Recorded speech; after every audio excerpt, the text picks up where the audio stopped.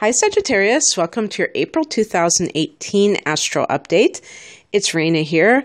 Well, Sagittarius, I think the big news, or at least one piece of April that is pretty notable, is that we begin the month with a Mercury retrograde. And for you, this is in your fifth house of romance, creativity, and the business that you own. So you never know, you may hear back from an ex. It's kind of funny to me because sometimes I'll have comments where people will say, oh, I hope that he or she comes back. And a lot of times, that piques my interest. And I'll say, why did they leave in the first place?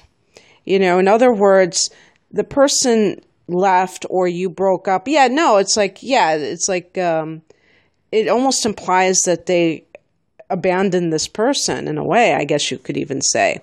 Because if somebody comes back, that means they went away at one point. And it's like, what will have changed? Or will people just accept anyone back for any reason? And I think that's quite important to sort out within yourself. Now, this could be something that is a challenge to some people if you don't want to hear from somebody. But if, for instance, you had kind of a friendly breakup where perhaps it was like geographical challenges. Maybe you were living in one place, the other person's living far away, and neither one wanted to compromise because you have careers. You both have careers. I mean, those kind of things happen, and I actually think it's quite healthy for people not to throw away their career for some love affair that may not turn into anything substantial. But in any case, whatever is happening, you may be having to kind of deal with that. And for some people, it may be actually a very beautiful thing. So we come into the month of April with this retrograde, and the sun is also in that fifth house. So the sun, if you think of the sun card in the tarot, it's all good, healing, love, creativity, success. So it's in the house that it rules, which is the fifth house with the sign Leo. So it really works. I mean, it's kind of amplified, I think you could conclude, when it's in its own house. And then on the 19th, the sun goes into the sixth house, which is, you could say it's a totally different animal. It's all about work, your health, and your daily schedule, so how you organize your time on a daily basis in order to be most productive. And so that can actually lend healing to, can make you feel good physically, vital, having the sun in the sixth house. But your mind becomes more, your personality becomes more no nonsense. When the sun is in the fifth house, you may just be wanting to have a good time, which is, a normal thing. But then you kind of settle down and get down to business. And so we have that going on. And in the middle of the month, when Mercury goes direct on the 15th, in that fifth house, there's a new moon there at 26 degrees of Aries. So that can be very interesting if you have been dealing with a past lover. Maybe you finally put somebody in the past and you start a new relationship. Maybe you were talking to somebody, but you couldn't get over this other person. They call you up, you go out, and then you realize that it was all for the best that you have left that person. But it is possible that you get back together and you have a whole new relationship, and that is symbolized by that new moon in the fifth house. And so a couple of days after that, Saturn goes retrograde in your second house of earned income. And on the 22nd, Pluto goes retrograde in that same house. So having two planets in the second house, I want to just clarify something. I was thinking about this last night. I don't know how correct I am, but in my mind, the solar chart, which is what would be the transits, if you're listening right now for your sun sign, then you're basically looking for your solar chart transits. I think that is more dealing with things on a spiritual or philosophical level. So these transits in the second house may relate to your concepts of money. For instance, with Pluto, they're changing. And likewise, the Saturn, what are how do I earn money? Like how do I exert effort? And what is my idea of having structure in my financial life? But on a conceptual level, on a philosophical level. And maybe it's because I have a sun in Sagittarius that I want to believe this, because Saturn and Pluto are heavies astrologically. So they tend to demand a lot from us, or I don't want to say they take a lot from us, but they create circumstances that force us to change and force us to improve. And so, my feeling is that if it's in the solar chart, that it's more on a spiritual level or philosophical level. If you're watching this for Sagittarius rising, what this is, because this is the mundane level of things actually occurring, just realize that the money, like if you feel like your earning potential is not expansive right now with Saturn in retrograde motion, it may mean that you have to exert more effort. And it could be just actual effort trying to find income streams. Maybe you have been working part-time and you need to find more hours with a second job. Maybe you need to start thinking about creating your own business so that you can have limitless income, potential for income. There are so many possibilities, but Saturn in the second house can get your house in order, your financial house in order. So it's not a bad thing even on the mundane level. With Pluto there, however, it causes a person to, have these dramatic changes. And so I can't predict how that would manifest in an individual person's life, but it just seems that with money, it could, I'm looking at it as a challenge, but it could be somebody who has a poverty consciousness who ends up being a multimillionaire because they simply shifted their belief system.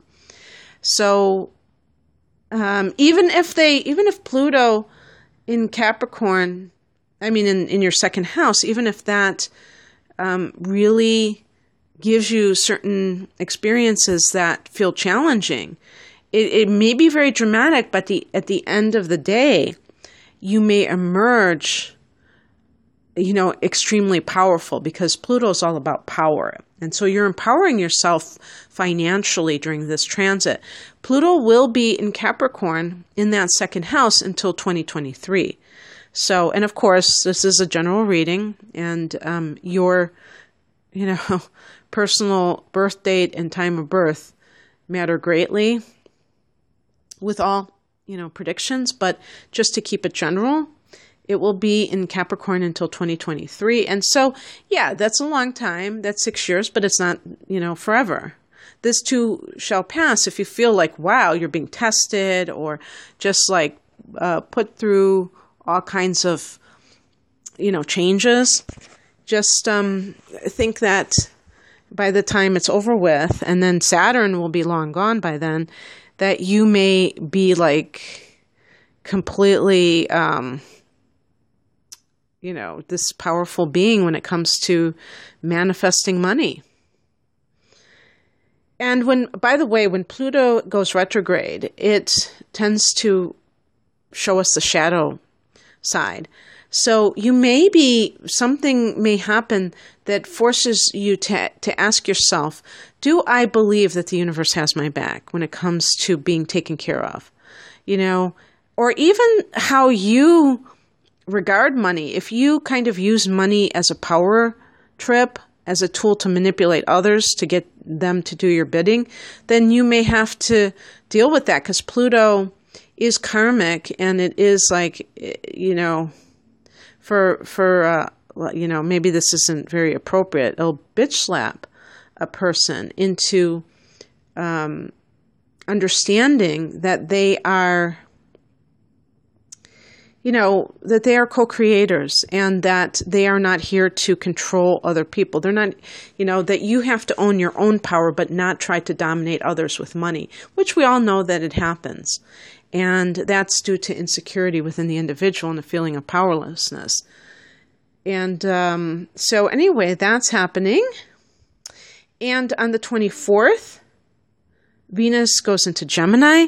So that's in that 7th house of committed partnership.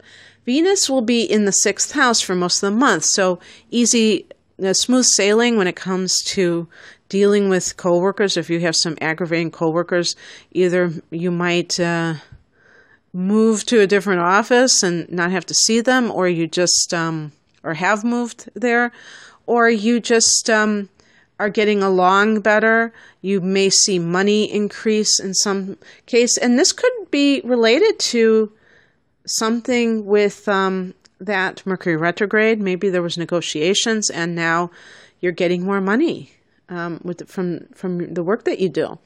And by the way, this could even involve your own business if there was some kind of holdup. And let's see, what else? In the 7th house, that really helps you with any kind of marriage situation. If you've been feeling quite raw or somehow not in sync with your partner, you may kind of rediscover romance between the two of you. Maybe some people are getting engaged, or they're moving in together, and thereby signaling that deepening level of commitment. There will actually be a new moon here in June, on June 13th. So this may be the prelude to something along those lines. And then on the 29th, there is a full moon in Scorpio. And this is at 9 degrees of Scorpio, and this is the 12th house. Now, the 12th house for Sagittarius has been making the headlines because Jupiter, our ruler, yes, me too, is in that sector, and Jupiter is behind the scenes here. And, it could be with Jupiter here, of course, until November, there can be issues surrounding any kind of good karma, maybe from a past life, finally blossoming, finally coming into fruition for Sagittarians. And then you have this full moon, and it could be something along the lines of a revelation, it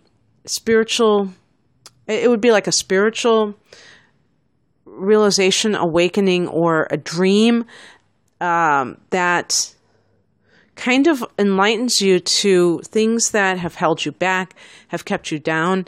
And sometimes this can be about healing an addiction, letting go of something that has kept you from living your best self,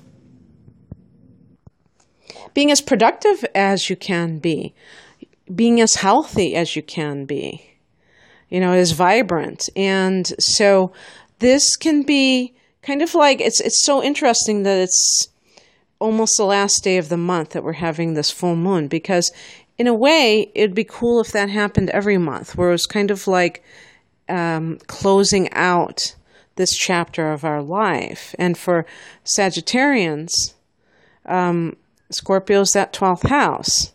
We will have our full moon coming up at the end of May. But even that is kind of closing a chapter on an area of ourselves too. So anyway, there's a lot going on with Sagittarius lately. One more thing I wanted to say is that even with the moon in the 12th house, it could even be like an idea that comes to you in a dream or a creative idea, because you have all this 5th house activity that you may be able to take something from your dream and make it into an artistic project as well. So that can be very helpful, since there is that, new moon energy in Aries that is kind of permeating or influencing you during the month. Now, obviously, this full moon is closing out the month, but you may have already generated a lot of creative juices flowing, and that can just add to them. Okay, Sagittarius, well, I hope you enjoyed this, and if you'd like a private reading, please click on the link below. Take care. Bye.